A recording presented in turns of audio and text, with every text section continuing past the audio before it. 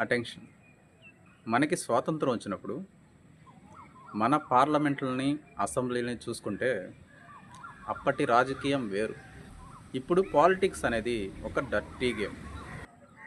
Politicians వాళ్ళ survival కోసం మతాల్ని, కులాల్ని రెచ్చగొట్టి వాళ్ళ పబ్బం వాళ్ళకు గడుపుకుంటూ ఉంటారు. ఇక్కడ నష్టపోయేది ఎవరంటే, ఎవరైతే పొలిటీషియన్స్ చేత విపరీతంగా ప్రభావితం అవుతారో వాళ్ళు డెఫినెట్గా నష్టపోతారు.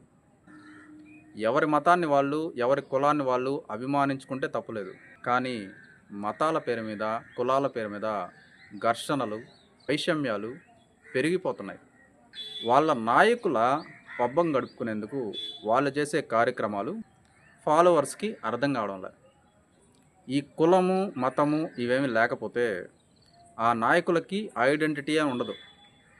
వాళ్ళ ఐడెంటిటీ కోసం సమాజాన్ని వెనక్కి నెడుతున్నారు. దురదృష్టకరమైన విషయం ఏంటంటే, ఈ పొలిటీషియన్స్ వలలో పడింది యూతే ఎక్కువ. ఇప్పుడు వాళ్ళే ఎక్కువ ప్రభావితం అయిపోయారు. మన దేశం ముందుకు పోవాల్సిన పరిస్థితి రావాలంటే యువత ప్రోగ్రెసివ్ ఆలోచనలతో ముందుకెళ్ళాలి. అంతేగాని ఇలాంటి డర్టీ పొలిటీషియన్స్ చేత ప్రభావితమై వెనక్కి పోయే మెంటాలిటీ పెంచుకోకూడదు. దీనివల్ల దేశానికే నష్టం వాటిల్తుంది. మీ ఒపీనియన్ని కామెంట్ చేయండి.